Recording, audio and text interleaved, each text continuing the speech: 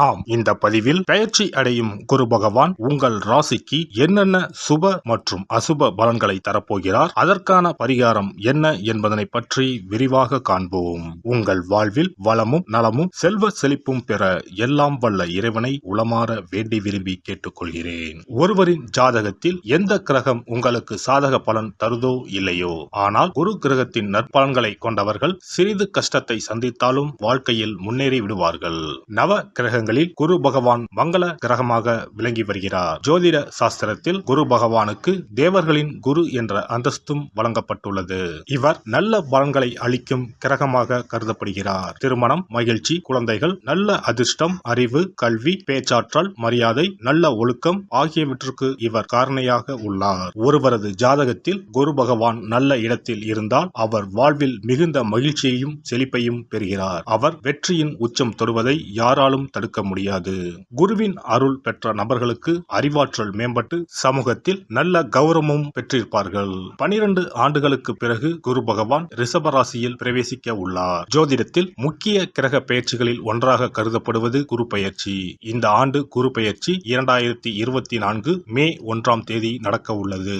குருவின் அமைப்பும் குருவின் பார்வையும் எப்படிப்பட்ட பலனை அள்ளித்தரும் என்பதை தெரிந்து கொள்வோம். கால சக்கரத்தில் தனுசு, மீன ராசிகளுக்கு அதிபதியான குரு பகவான் தற்போது மேச ராசியில் சஞ்சாரம் செய்து வருகின்றார். இவர் 2024ஆம் ஆண்டு மே மாதம் 1ஆம் தேதி நண்பகல் 12:59 மேச ராசியில் உள்ள கிருத்திகை 1ஆம் பாதத்தில் இருந்து ரிஷப ராசியில் உள்ள கிருத்திகை 2ஆம் பாதத்திற்கு பெயர்ச்சியாக உள்ளார். குரு பெயர்ச்சி பெறும் ஸ்தானத்தை விட குருவின் 5, 7, 9ஆம் பார்வை பெறக்கூடிய ராசிகள் மிகவும் சிறப்பான பலன்களை பெற்றிடும் என்பது ஜோதிட விதி. 2024ஆம் ஆண்டில் நடக்கும் குரு பெயர்ச்சியின் தாக்கம் அனைத்து ராசிகளிலும் இருக்கும்.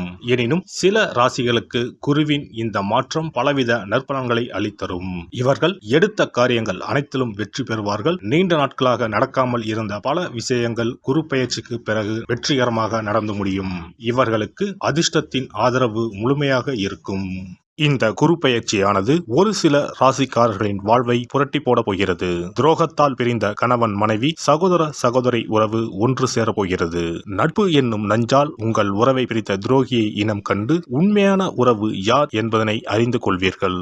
நஷ்டம் மட்டுமே பார்த்த வியாபாரிகள் திடீர் லாபத்தை அடைய உள்ளீர்கள். திடீர் லாட்டரி அடித்தது போல லாபம் இரட்டிப்பாகும். சனி பார்வையினால் ஏற்படும் காம சிந்தனைகள் இந்த குரு பெயர்ச்சியினால் சரியாகும். தகாத பெண் உறவை தவிர்த்து ஆன்மீக பயணத்தை தொடர்வீர்கள். சதி எதுவாக இருந்தாலும் அதை முறியடிப்பது சிவனின் விதியாகும். சிவனின் துணை இருந்தால் எதிரில் எமனே வந்தாலும் சமாளித்து வெற்றி அடையலாம். இனி உங்கள் ராசிக்கான பலன்கள் என்ன என்பதனையும் அதற்கான பரிகாரம் என்ன என்பதனையும் பார்ப்போம்.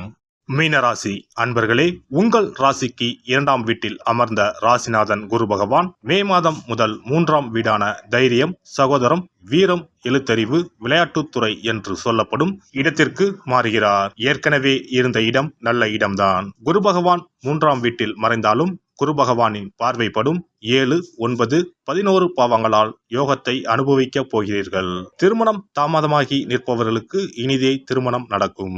சிலருக்கு வெளிநாட்டு வேலை கிடைக்கும்.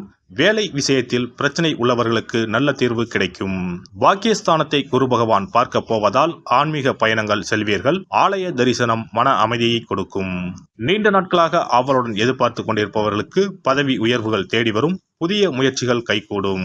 லாபஸ்தானத்தை ராசி அதிபதி குரு பார்க்க போவதால் பொருளாதார நிலை திருப்தி தரும். பணம் கொடுக்கல் வாங்கலில் கவனமாக இருப்பது நல்லது. தன வரவு ஆதாயம் கிடைக்கும். தொழில் வளர்ச்சி, மாற்றம், முன்னேற்றத்தை தரும்.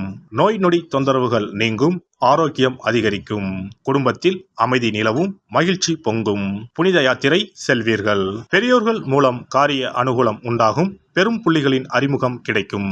தொழில் வியாபாரம் மூலம் லாபம் அதிகம் வரும். வாக்கு வன்மையால் தொழில் வியாபாரம் சிறப்பாக நடைபெறும். புதிய வாடிக்கையாளர்கள் கிடைப்பார்கள். பழைய பாக்கிகள் வசூலாகும். கடன் வசதி கிடைக்கும். உத்தியோகத்தில் இருப்பவர்களுக்கு புதிய பதவி கிடைக்கும். அந்தஸ்து உயரும். நிலுவையில் இருந்த பணம் வந்து சேரும். குடும்பத்தில் மகிழ்ச்சியான கொண்டாட்டங்கள் இருக்கும். குடும்ப சுகம் பூர்ணமாக கிடைக்கும். கணவன் மனைவிக்கு இடையே திருப்தியான நிலை காணப்படும். பிள்ளைகளால் பெருமை உண்டாகும். சுப காரியங்களில் குடும்பத்தினுடன் கலந்து கொள்வீர்கள். வாய்க்கு ருசியான இனிப்பு மற்றும் உணவு கிடைக்கும். பெண்கள் எடுத்த வேலையை வெற்றிகரமாக செய்து முடிப்பீர்கள். பெரியோர் மூலம் அனுகூலம் உண்டாகும். பணவரத்து திருப்தி தரும். அரசியல்வாதிகள் மக்களின் தேவைகளை அறிந்து பூர்த்தி செய்தால் மட்டுமே மக்களின் ஆதரவை பெறுவீர்கள். பேச்சில் சற்று நிதானத்தை கடைபிடிப்பது நல்லது. எடுக்கும் காரியங்கள் அனைத்திலும் தடைகள் நிலவும் என்பதாலும் எதையும் முழுமையாக முடிக்க முடியாத சூழ்நிலைகளும் உண்டாகும். கலைஞர்கள் கையில் இருக்கும் வாய்ப்புகளை நழுவ விடாமல் பார்த்துக் கொள்வது நல்லது. தொழிலில் போட்டி பொறாமைகள் அதிகரிக்கும். வரவேண்டிய சம்பள பாக்கிகள் கிடைக்காமல் இழுபறி நிலையில் இருக்கும். பொருளாதார நிலையிலும் தடைகள் உண்டாகும். தேவையற்ற இடமாற்றங்களால் உடல்நிலை பாதிப்படையும். சேமிப்பு குறையும். மாணவர்களுக்கு படிப்பில் முன்னேற்றம் காணப்படும். கல்வியில் வெற்றி பெற தேவையான உதவிகள் கிடைக்கும். உற்சாகமாக காணப்படுவீர்கள். பூரட்டாதி 4ஆம் பாதம். இந்த குரு பெயர்ச்சியால் ஊழியர்களுக்கு வரவேண்டியவை அனைத்தும் வந்து சேரும். கேட்ட இடத்திற்கு மாறுதல் கிடைக்கும். மகான்களின் சந்திப்பு ஏற்படும். தங்கள் பிள்ளைகளுக்கு வரன் தேடும் பெற்றோர்களுக்கு நல்ல சம்பந்தம் வந்து சேரும்.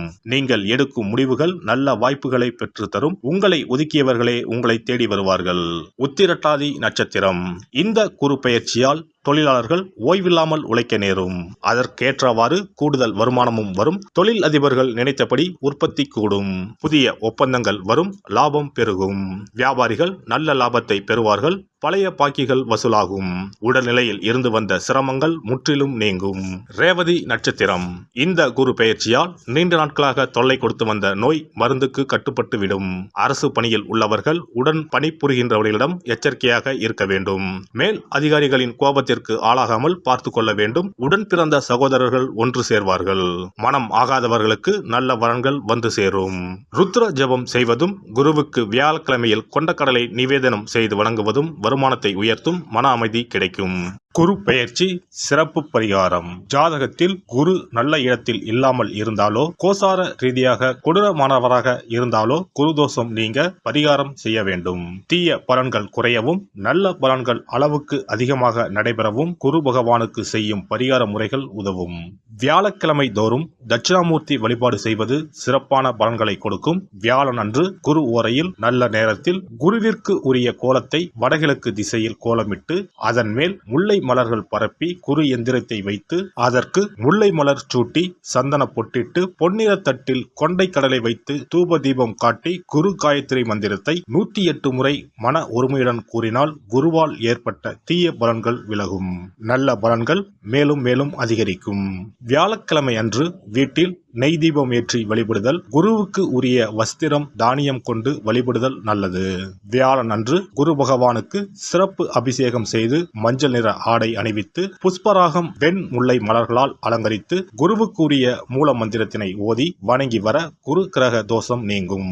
மஞ்சள் நிற ஆடையை உடுத்துவது, புஷ்பராக மணியை அணிவது, மஞ்சள் நிற ஆடை, கடலை, தானியம் ஆகியவற்றை தானம் செய்வது, வியாழக்கிழமைகளில் விரதங்களை மேற்கொள்வது ஆகியவற்றால் குருதோஷ பரிகாரங்களை செய்யலாம். உங்களால் முடிந்த அளவிற்கு ஏழை எளியோருக்கு தானம் தர்மம் செய்தால் வாழ்க்கையில் அமைதி கிடைக்கும். தினந்தோறும் அல்லது வாரத்தில் ஒரு முறையாவது பசுமாட்டிற்கு அகத்திக்கீரை, அருகம்புல், வாழைப்பழம் போன்றவற்றை உணவாக கொடுத்து வருவது ஜாதகத்தில் இருக்கின்ற குரு பகவானின் நிலையை மிக விரைவில் வலிமைப்படுத்தக்கூடிய ஒரு சிறப்பு பரிகாரமாக கூறப்படுகிறது. ஜாதகத்தில் குரு வலிமை இழந்திருக்கும் நிலையில் வியாழக்கிழமைகளில் அவருக்கு உரிய மஞ்சள் நிறத்தில் இருக்கும் லட்டுகளை வாங்கி தட்சிணாமூர்த்திக்கு நைவேத்தியம் செய்து கோவிலுக்கு வரும் பக்தர்களுக்கு வழங்குவதும் மங்களகரமான மஞ்சள் நிற பொருட்களை பிறருக்கு தானம் கொடுப்பதும் சிறந்த பரிகாரங்களாகும். குரு பகவானின் பரிபூர்ணமான அருள் கிடைக்க கோவில்களில் நடைபெறும் யாக பூஜைகளுக்கு தேவையான பொருட்களை வாங்கி தரலாம். ஒரு முறையாவது ஆலங்குடி சென்று குரு பகவானை வழிபாடு செய்து வாருங்கள்.